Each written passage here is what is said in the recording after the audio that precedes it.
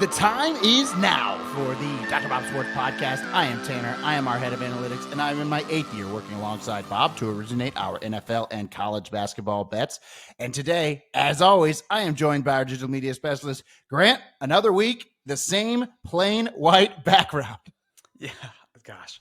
I've been battling to get some pictures on the wall, and it's just been a disaster. But week 2 of the NFL is in the books, and we're coming in hot with our first segment, and that is the free bet of the week. And last week, we gave out the Bears, who covered 6.5 for the clients, and the betting market closed at 6.5. But we did give out +6 on the podcast, so we're going to score that as a push. But this segment is now 7, 2, and 1.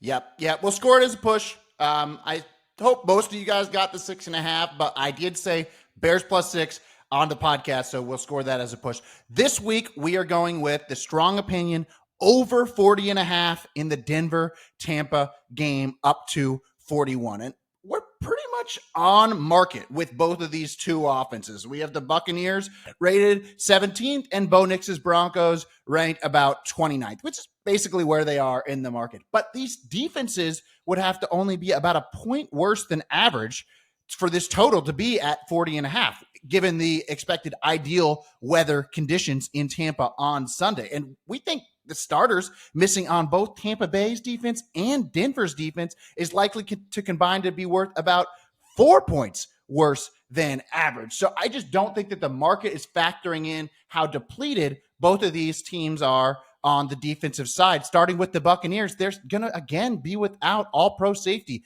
Antoine Winfield, and their second best defender, interior defensive tackle, Vita Vea, whose 10.5% run stop rate last season ranked 9th. And Tampa's rush defense has looked terrible without Vea out there. Tampa's rush defense is usually one of the best in the NFL, but this year they're 27th in EPA per rush allowed. Yeah, the Lions had 7 drives inside the Buccaneers' 30-yard line last week, but they scored just 9 points on them. And Tampa's defense will be worse with Winfield and Vea sideline moving forward. But then you look at Denver, and their defense is also down a couple pass rushers. Yeah, and the Broncos sneaky lead the NFL in pressure rate this season, but they're actually just 19th in EPA per dropback allowed, which is, that kind of speaks to the coverage behind that pass rush. But now I think the pass rush is going to fall off a cliff because Baron Browning suffered a foot injury in the second quarter last week, did not return. I do not expect him to play this Sunday. And then John Franklin Myers has a concussion. So, our model's pretty in line with the side here, but we just think with all these starters missing for the Buccaneers and Denver's defense, this total needs to be more in the 43-44 range. All right, well, let's shift it over to our next segment. We've got the injury watch, and we might as well do a whole game breakdown for the 49ers versus Rams because both offenses are losing guys right and left, but we've also seen this total crater from 48 on the look ahead. Yeah. So let's start with the 49ers. It's truly crazy with the amount of people both these offenses are missing. 49ers lose Deebo Samuel last week. He's 13th in yards per route run. He's worth 0.8 points by our metrics. And tight end George Kittle's target share usually jumps when Samuel's not on the field. His target share goes from 16% when playing with Samuel to 22% without Samuel since 2022. But the Rams last season were 5th in EPA per target allowed to tight ends. So I don't know that you can really expect a smash spot for Kittle if you're looking to play him in DFS this week. And so, it's just kind of Brandon Ayuk left there. Yeah, and last week we talked about how not having CMC was going to be tough for Purdy against this Flores defense. Yeah, and it really did not work out, right? McCaffrey led San Francisco's offense with a 20.5% target share when Purdy was pressured last season. And Flores dialed up the pressure, right? He sent a ton of blitzes, and Brock Purdy had just a 30% success rate when blitzed last game compared to a 67% pressure rate or 67% success rate when Flores did not send extra pass rush. So I expect the Rams to dial up the blitz. They had the 8th highest blitz rate last season with McCaffrey not on the field with that Achilles tendonitis again. They're going to keep sending extra guys at Purdy.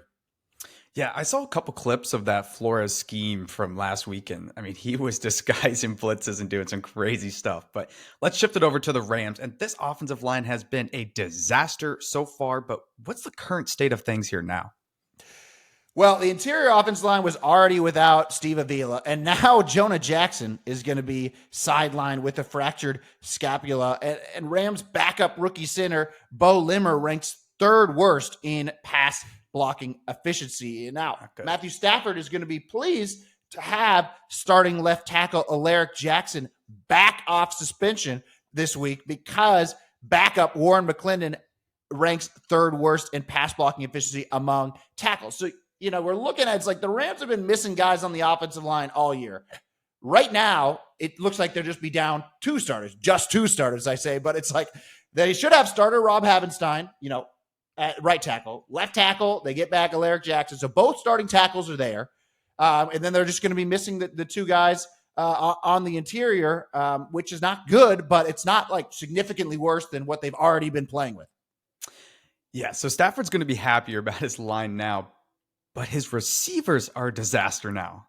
Yeah, it looks like Puka Nacua and Cooper Kupp are going to be out for a while. And they combined to average 0.3 EPA per target last season, while the other wide receivers on the Rams combined to average 0.04 EPA per target. So this works out to about 4.6 points per game that both of these guys are worth. However, I think Sean McVay is going to be giving some of those high-value, schemed-up touches to other wide receivers, which would usually go to Kupp and Nacua. So I'm not quite sure it's going to be worth the full 4.6 for the cluster injury at wide receiver, but it's going to be a lot here. And, so after factoring in all those players sidelined, you take out McCaffrey, you take out Debo, the interior Rams offensive line, both wide receivers.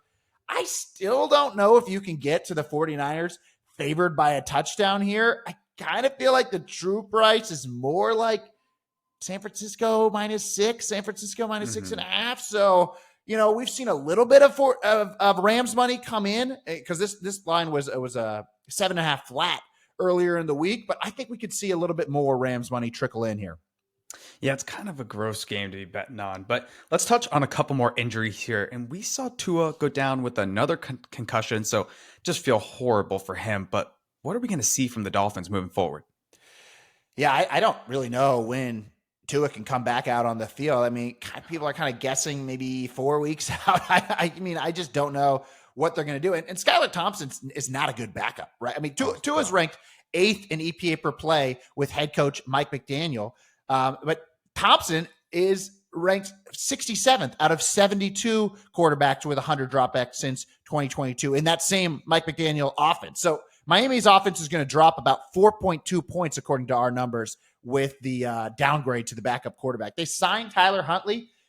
I don't think Tyler Huntley's really the right guy to run Mike McDaniel's scheme. So this feels like the Ryan Tannehill team, but they don't seem to be that interested in it.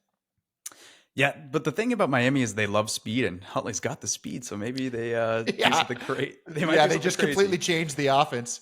Run like a wing T with Tyler Huntley and Tyreek Hill in the backfield. And that would be incredible. Well, what'd you take away from Green Bay in their first game without Love? Well, they had a comically low 12% early down pass rate in Malik Willis's first start, which was the lowest we've seen from an offense since Mac Jones' rookie year when the Patriots went into Buffalo on that Monday night. You remember there was sideways rain, and Bill Belichick just said, we're not going to pass at all. The Packers had a 45% rush success rate in the first half before the Colts realized they're not going to pass. And then Indianapolis started, loading the box in the second half, and Green Bay's run game only had a 6% rush success rate in the second half, but they still won the game because they had already kind of built a lead up. So I think Tennessee's defense is just going to load up the box right off the bat, and then they have the talent to play one-on-one on the outside against these Green Bay receivers. Romeo Doubs is third in EPA per target through 2 weeks, but he's going to be shut down by Ajarius Sneed and Chidobe Awuzie, who's 20th in yards per cover snap allowed. All right, well, our next one is not an injury, but Bryce Young is out this week. Yeah. Bryce Young only had a 19% success rate last week, making it the worst start of his career. So, I mean, Dave Canales and that Panthers front office, they'd seen enough, and we're going to get Andy Dalton under center here on Sunday. Young is averaging 4.0 yards per pass play in his 18 starts. It's pretty clear he just could not operate in NFL offense. And Dalton, even after he left Cincinnati, because remember, he had some good teams there with A.J. Green. Even after he left Cincinnati, he's still averaging 5.9 yards per pass play, which isn't great, but clearly he can run a functional offense. Right now the Panthers are no longer going to be by far the worst offense in the league. We were looking at them last week. Their offense was rated 4 points lower than any other offense in the NFL. And now I think we can safely say that Dalton is at least going to run this offense, to the capability that, Bo Nix or Skylar Thompson is going to run the Dolphins offense. So now at least they will be functional. You look at it, Carolina had just a 9% third down conversion rate in the first 2 weeks. That's the lowest by an NFL team in the last 25 years. And they averaged negative 1.05 EPA per play on third downs. Even last year, Bryce Young's offense averaged negative 0.2 EPA per play on third down. Both those numbers are bad, but there's different levels to bad, right? You can't be that bad on third down. If you just put their EPA per play back to what they were last year on third down, that's an improvement of 11 points per game. So there's certainly room for Andy Dalton to make this a functional NFL offense here. It's almost impressive how bad it has been for Bryce Young there. But let's shift it over to our next segment. We've got stock up, stock down, and whose stock are you buying right now? I mean, I'm buying Saints offense stock. Oh, yeah. It's crazy what Clint Kubiak has been able to do there. The Saints scored touchdowns on their first 6 drives in Dallas last week, and it wasn't any gimmies, right? All but one of those were at least 70-yard drives. So Clint Kubiak has really gotten this unit cooking with motion and the deep ball. The Saints lead the NFL with an 84% motion rate. They're averaging 11.0 yards per pass play on dropbacks with motion. And then Rashid Shaheed has taken the top off. His 70-yard touchdown last week against Dallas was his league-high 7th catch on passes with 50-plus air yards since the start of last season. Yeah, and the Saints' offensive line was considered to be one of the least talented in the NFL heading into this year. So are you going to give most of this credit to just the scheme of Kubiak? I mean, I think so. You look at it, Dallas blitzed Carr on 41% of dropbacks last week, but the New Orleans offensive line held up, conceding just an 18% pressure rate against Mike Zimmer's. He's pretty creative blitz scheme there. So you look at it when we're trying to figure out what's going on this Saints offensive line. Only 23% of Derek Carr's dropbacks have been true pass sets. In other words, 77% of his dropbacks have used either play action, screens, time to throw under 2 seconds, short, 3-step dropbacks, or the opposing defense sent less than 4 rushers. So, the offensive line, to my eyes, still hasn't really been tested yet because Kubiak's not allowing them to be tested. Carr has a 51% play action rate through 2 weeks, and he's averaging 0.5 EPA per play on those dropbacks.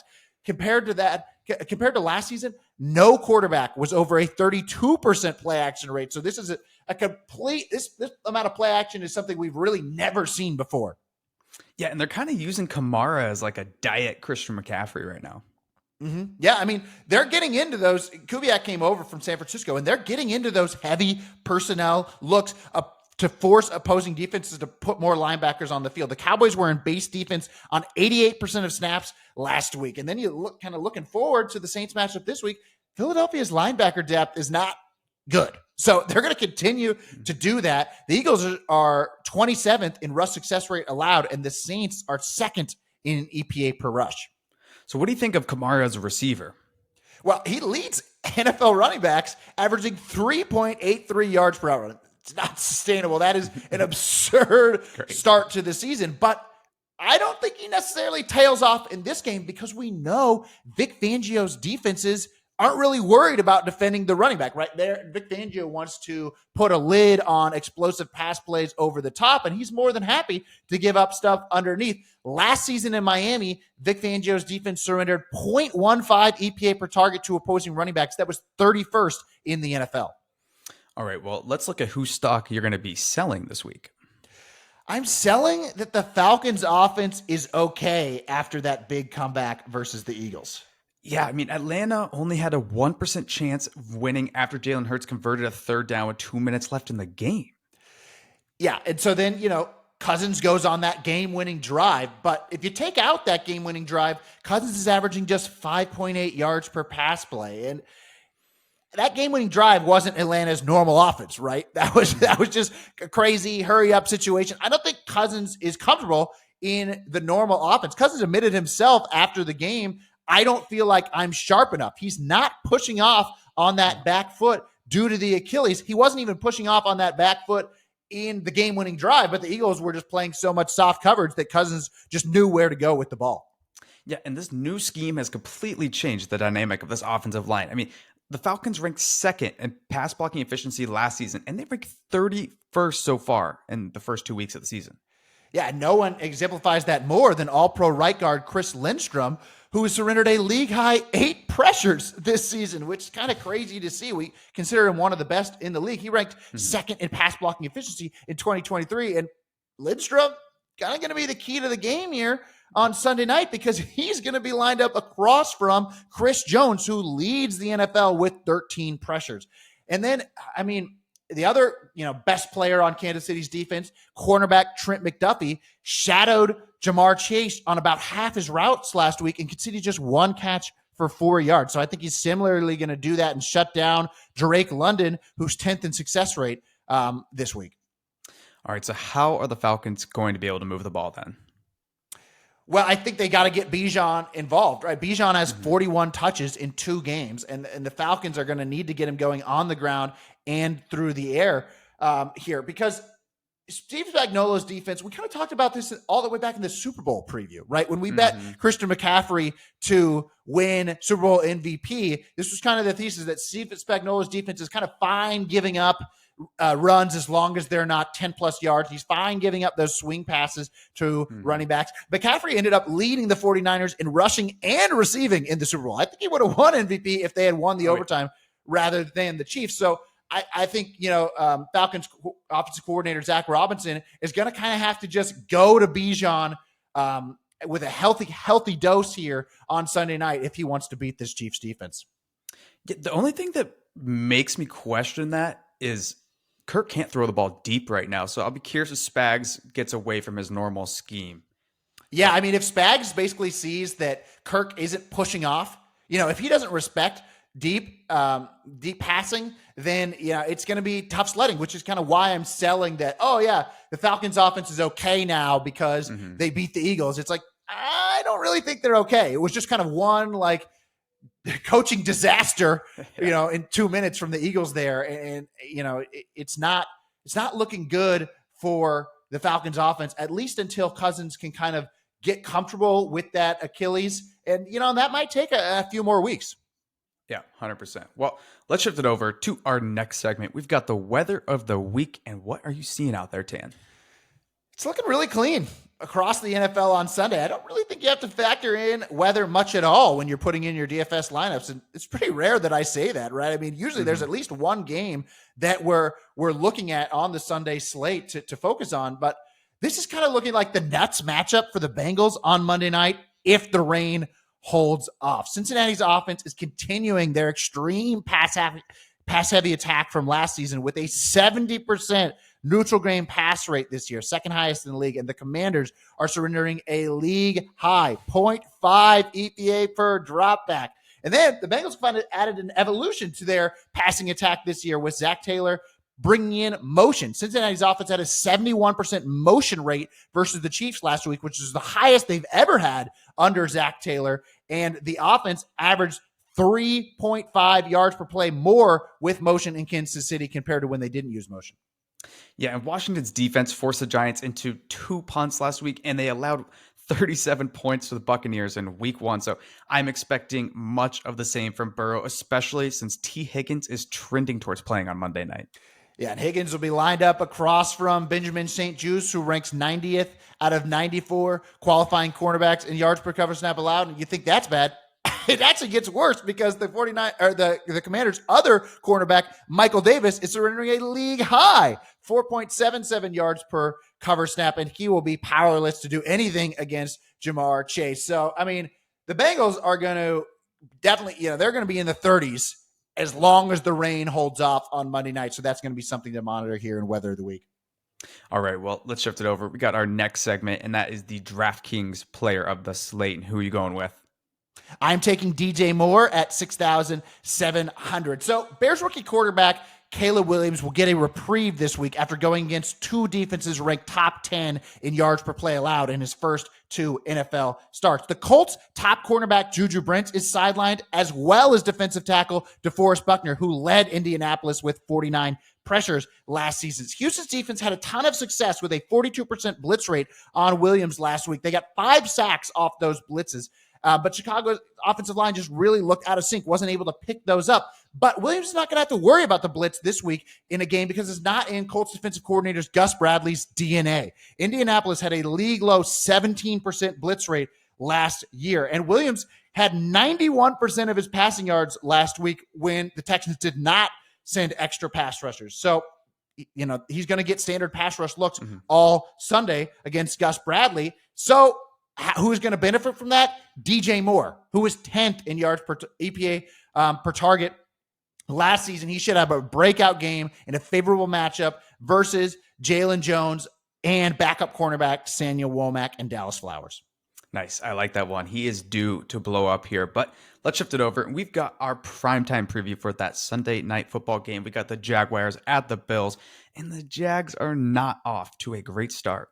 Offense looks a little bit disjointed, but they are doing what we expected them to do in that AFC South preview, which was try and get a little bit more verticality in the game. Trevor Lawrence leads the NFL through 2 weeks with 11 passes having at least 20 air yards. And, deep threat first-round wide receiver Brian Thomas leads all rookies with 3 routes to reach 20 miles per hour already this season. So they really, with that draft pick, are really trying to change the offense. However, Buffalo's defense runs the second most cover 2 in the NFL, putting a lid on the Jaguars' deep passing. So Jacksonville's offense, they're going to have to look a little bit, closer to the line of scrimmage here on Monday night. Yeah, and typically I think they would have been comfortable in that kind of game, but is it going to be an issue with Evan Ingram? I mean, he got hurt before last game with a hamstring injury, so I think that's probably an issue there. Yeah, I mean, I think so. Right? He'd be one of their main guys to throw the ball underneath on those drag routes and look for yards after the catch. Jaguars aren't going to be getting much from their ground game. The offensive line has not improved in that department. They're averaging just 0.9 rush yards before contact per carry. That's 28th in the NFL. So it's going to come down to slot wide receiver Christian Kirk, who only has 29 yards in his first 2 games, but he ranked 6th in yards per route run from the slot last season. He's going to be crucial for Lawrence to target underneath here on Monday night. Yeah, the Bills are missing starting nickelback Teron Johnson and both starting linebackers Matt Milano and Terrell Bernard. Yeah. So, good matchup there for Kirk. The not good matchup for the Jaguars offensive line is Von Miller looks back to his old self. It's crazy to see the turnaround that he's had after last season was plagued by injuries. Miller's up to 6th in pass rushing efficiency, and he's going to be dominating across from Jaguars right tackle Anton Harrison, who's already surrendered 2 sacks this season. All right, well, let's shift it over to the Bills offense, and what are you expecting from them this week? I'm calling a breakout game for Bills rookie wide receiver Keon Coleman with Jaguars top cornerback Tyson Campbell out. So Campbell was 6th in preventing separation before he went out in week 1, and backup Monteric Brown is getting picked on, right? Monteric Brown saw 12 targets into his coverage last week. I mean, opposing offensive coordinators do not Brown at all. And I think Josh Allen field to Coleman because Hawkins is Buffalo's best player on the offensive line, and he will contain Jaguars edge defender Josh Hines-Allen, who already has 9 pressures this season. So come out. Our model favors the Bills by 4.2 with a predicted total of 47.5. All right, well, we've got one more thing, and that is your primetime prop, which is 15-8 dating back to last season after Drake London went under last week. But what do you have for us now? Ooh, that Drake London barely snuck in on that last drive. Kirk didn't, the big plays were to Darnell Mooney, but London did score that touchdown. And I think both you and I and everyone watching was trying to calculate, could London get over or not based off of the yard line that the Falcons were on, but he couldn't. So we were like, all right, the touchdown is fine there. This week, I'm going with Christian Kirk over 42 0.5 receiving yards. Buffalo's defense plays the second most cover 2 in the NFL, and the Bills are missing starting nickelback Taron Johnson, as well as both starting linebackers, Matt Milano and Terrell Bernard. The biggest vulnerability of cover 2 is in the middle of the field and down the seam. That matches up the Buffalo's backup linebackers and backup nickelbacks on receivers in the dead zone before the safeties. Who's going to exploit that? Christian Kirk, who hasn't had a hot start to this year, but he was 6th in yards per route run from the slot last season. I expect him to be the focal point of Jacksonville's offense on Monday night, with tight end Evan Ingram likely sidelined. I love that pick. Well, that will do it for our week 3 preview. So make sure to head over to drbobsports.com. We've got all the free analysis for the weekend, and we'll be back next Friday to preview week 4 of the NFL. So as always, thanks for watching, and make sure to like and subscribe.